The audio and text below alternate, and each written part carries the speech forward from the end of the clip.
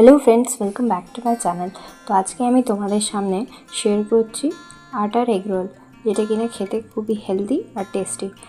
তো ময়দা খাওয়া আমাদের শরীরের পক্ষে খুব একটা ভালো না, তাই জন্য আমি আটার এগ রোল শেয়ার করছি তোমাদের সাথে। তো দেখো, আমি এক বাটি মতো আটা নিয়ে নিয়েছি, তারপর তার সাথে একটু নুন আর একটু চিনি মিশিয়ে ভালো করে মেখে নিচ্ছি।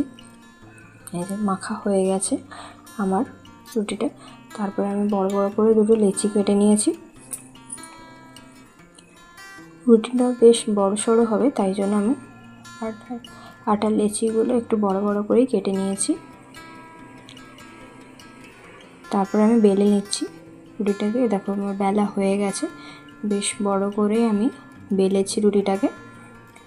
রুটিটা বেলা হয়ে গেলে তারপর তাওয়ার মধ্যে আমি তেল দিয়ে দিচ্ছি, অল্প পরিমাণ তেল দিয়ে।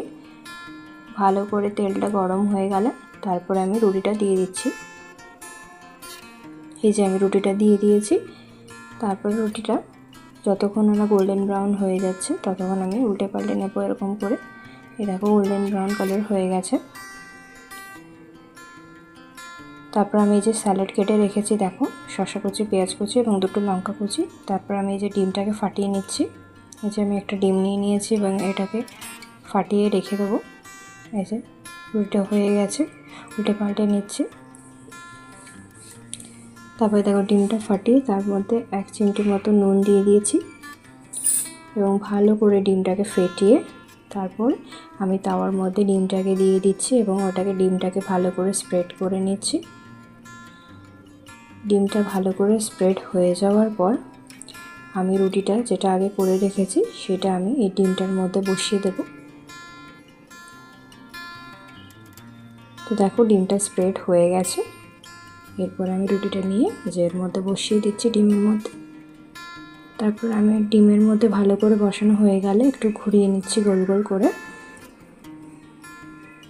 আজ আমি বুঝতে পারবো যে ডিমটা ভালো করে ভাজা হয়ে গেছে। এই যে দেখো, গোল গোল ঘুরছে, আমার ডিমটা ভালো করে ভাজা হয়ে গেছে। আমি উল্টে নিয়েছি যে ডিমটা।